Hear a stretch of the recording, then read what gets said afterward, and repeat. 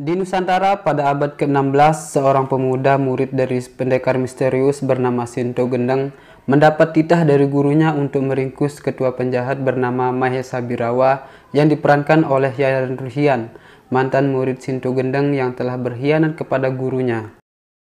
Di awal film, kita diperlihatkan dengan keadaan sebuah desa yang diserang oleh sekelompok pemberontak. Tanpa memiliki rasa kemanusiaan sedikit pun, mereka membantai, membunuh, bahkan meluluh lantahkan semua rumah penduduk tanpa mempedulikan siapapun.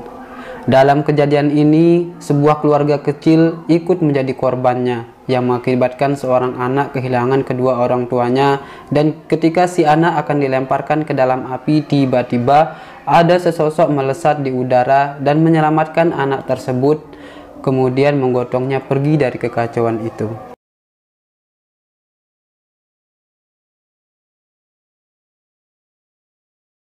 Setelah diselamatkan oleh nenek tua, anak itu pun dirawat dan dibesarkannya. Dia adalah cikal bakal pendekar sakti yang akan diberi gelar Kapak Naga Geni 212. Selama bertahun-tahun, Wiro Sableng dirawat dan dibekali dengan latihan bela diri oleh nenek Sinto Gendeng. Hingga pada suatu hari ketika berlatih, tiba-tiba Eyang Sinto Gendeng ingin agar Kapak Naga Geni 212 dimiliki oleh Wiro setelah dirasa mampu untuk mengemban amanah kapak tersebut. Saat berlatih, tiba-tiba Eyang Sinto melemparkan kapak itu hingga tertancap di sebuah batu. Wiro yang melihat langsung terkesima. Kemudian ia mencoba untuk mencabut kapak tersebut dari batu dengan menggunakan seluruh tenaganya. Namun, tenaganya belum cukup untuk mencabutnya. Hingga akhirnya ia menjepkan sebuah mantra kesaktiannya dan berhasil mencabut kapak tersebut. Tapi tiba-tiba Wiro terjatuh pingsan. Akhirnya Eyang Sinto mengambil kembali kapak tersebut, kemudian memasukkan ilmu Kapak Naga Geni 212 ke dalam tubuh Wiro. Namun, karena ilmu kapak terlalu besar, hingga membuat Wiro kewalahan dan tak sadarkan diri. Saat terbangun dari pingsannya, tiba-tiba dia melihat ada tulisan 212 di dadanya. Kemudian dia menemui gurunya dan menanyakan apa arti dari tulisan tersebut.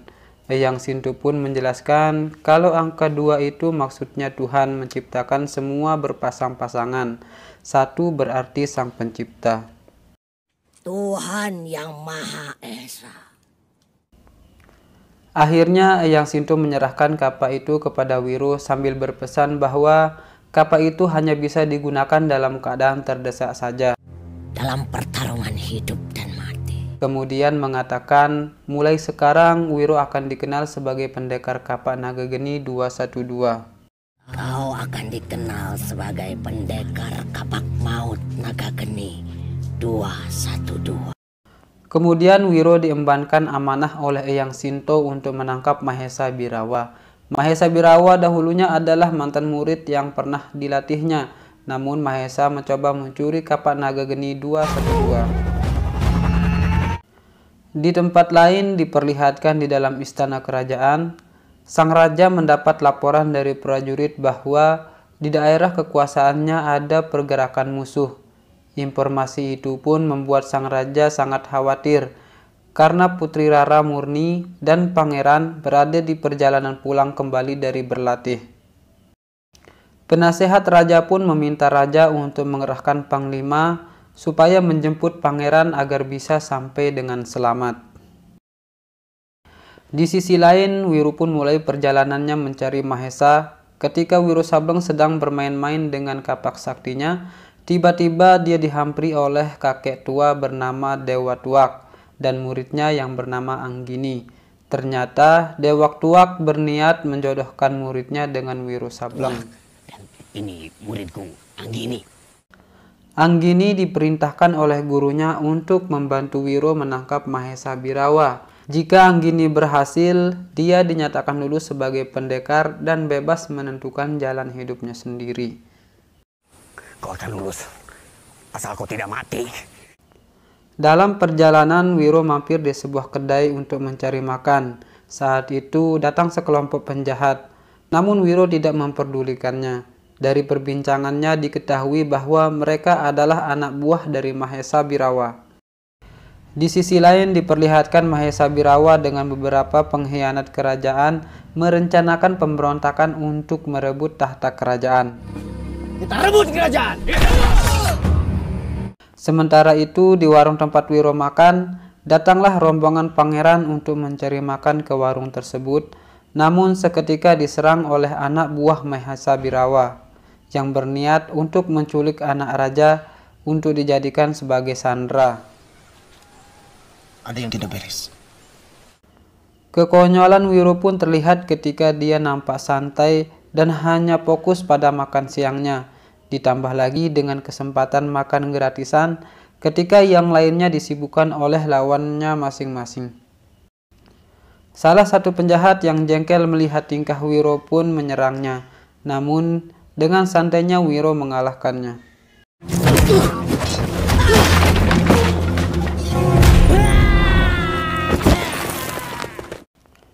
Sang pangeran pun berhasil kabur ke tengah hutan bersama sang bibi, namun diikuti oleh salah satu penjahat tersebut. Saat akan ditangkap, tiba-tiba Wiro kemudian menyusul mereka ke tengah hutan. Sesampainya di tengah hutan, dia menemukan mereka dalam keadaan tergelantung ditangkap oleh Santiko, pendekar bujang gila. Aku Santiko, atau lebih terkenalnya Bujang Gila Tapak Sakti. Kemudian terjadilah pertarungan. Tak berselang lama, datanglah Anggini yang bermaksud membantu Wiro. Namun, akibat pertarungan tersebut, mereka terjatuh ke dasar jurang. Sedangkan pangeran masih berada di atas pohon dan diculik oleh salah satu anak buah Mahesa Birawa. Kepalamu ini, senilai 3 kantong emas. Di sisi lain, salah satu anak buah Mahesa Birawa yang bernama Kalingundil melaporkan kejadian yang dialaminya, di mana rencananya digagalkan oleh seorang pendekar yang bernama Wiro Sableng. Wiro Sableng. Mendengar nama tersebut, Mahesa terkejut. Kemudian Mahesa memerintahkan salah satu anak buahnya untuk mencari keberadaan Wiro dengan kekuatan goibnya. Scene berpindah ke Wiro yang ketika terbangun dari pingsan setelah terjatuh dari jurang, tiba-tiba didatangi oleh seorang wanita yang bernama Bidadari Angin Timur. Sudah lama kami menunggu kamu. Dia mengatakan bahwa Wiro adalah orang yang ditunggu-tunggu untuk menyelamatkan negeri dari pertumpahan darah yang disebabkan oleh pendekar aliran hitam yang dipimpin oleh Mahesa Birawa. Pemimpin golongan hitam adalah Mahesa Birawa. Tak lama kemudian datanglah Anggini dan yang lainnya, dan akhirnya mereka melanjutkan perjalanan untuk mencari pangeran. Tak butuh waktu lama, mereka pun menemukan pangeran yang sedang disandra oleh anak buah Mahesa Birawa. Namun ketika mereka telah berhasil menyelamatkan pangeran, datanglah salah satu anak buah Mahesa Birawa. Dengan kesaktiannya mereka dibuat berhalusinasi. Akan tetapi hanya berlaku untuk laki-laki saja. Kemudian Wiro disadarkan oleh Anggini dan meniup kapak 212 sehingga musuh bisa dikalahkan dengan mudah dan pangeran berhasil diselamatkan.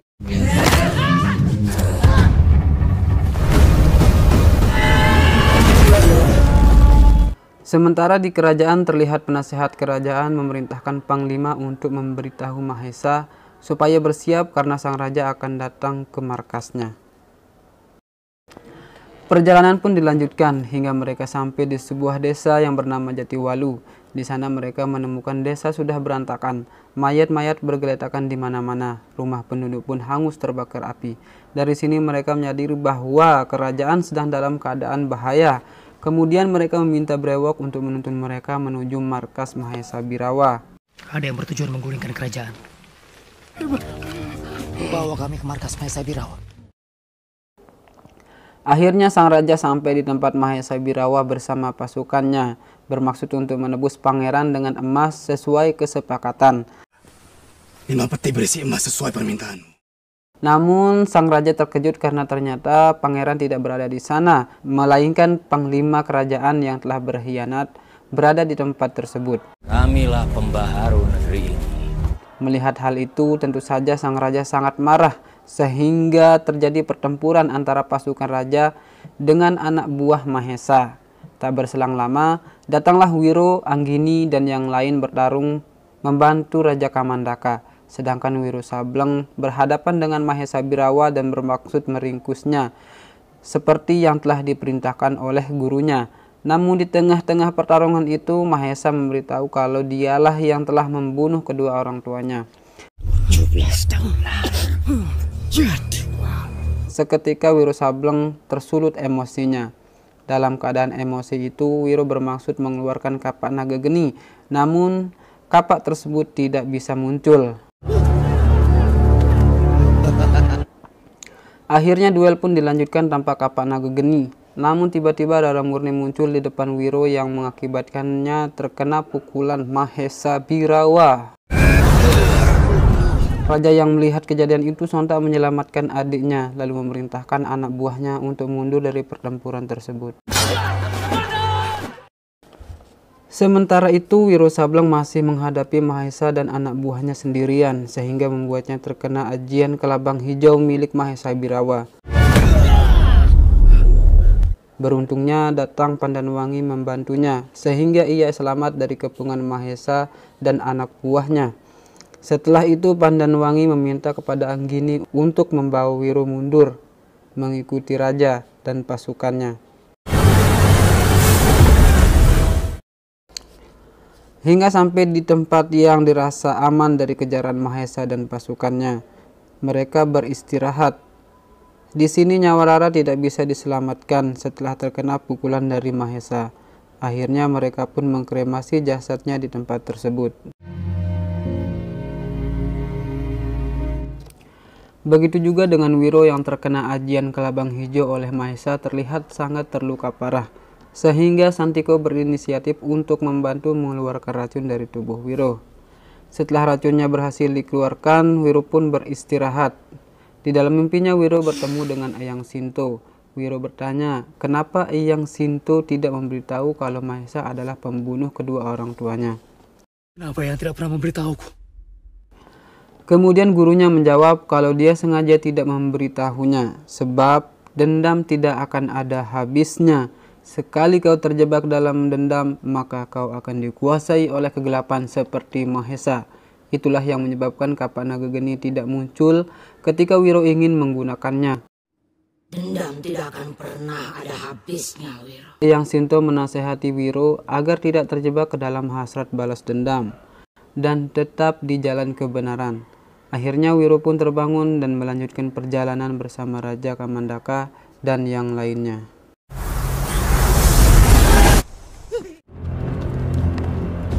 Sementara itu di kerajaan, Werku Alet, adiknya sang raja, telah mengambil alih tahta kerajaan. Begitu juga dengan Mahesa dan anak buahnya yang telah datang ke istana raja. Kerajaan telah diambil alih. Di sisi lain, Wiro, sang raja dan yang lainnya sampai di sebuah rumah di tengah hutan. Disinilah raja mulai menyusun rencana untuk merebut kembali tahta kerajaan dan menyelamatkan keluarganya yang ditahan oleh pemberontak. Kemudian rencananya dijalankan sebagaimana instruksi sang raja. Anggini ditugaskan untuk menyerang di daerah benteng, sementara Wiro dan Santiko menyamar sebagai penari.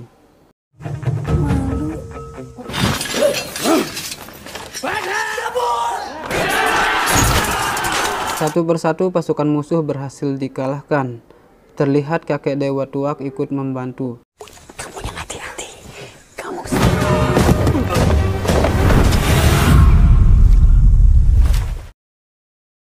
Di dalam istana, Wiro bertarung melawan Mahesa Birawa yang sangat tangguh.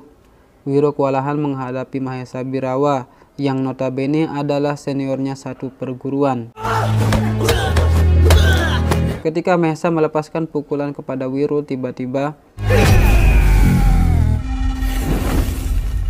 kapak 212 muncul membuatnya mental. Wiro pun meniup kapak tersebut yang membuat telinga Mahesa berdarah dan akhirnya Mahesa mengeluarkan seluruh kekuatannya yang membuat otot-ototnya mengembang dan bajunya terkoyak.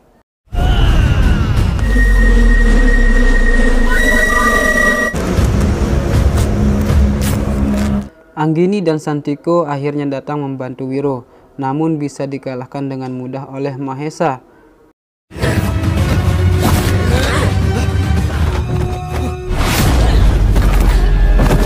Akhirnya mereka bertiga memutuskan untuk bekerja sama menghadapinya, sehingga Mahesa pun berhasil dikalahkan dengan tebasan dari kapak naga geni 212.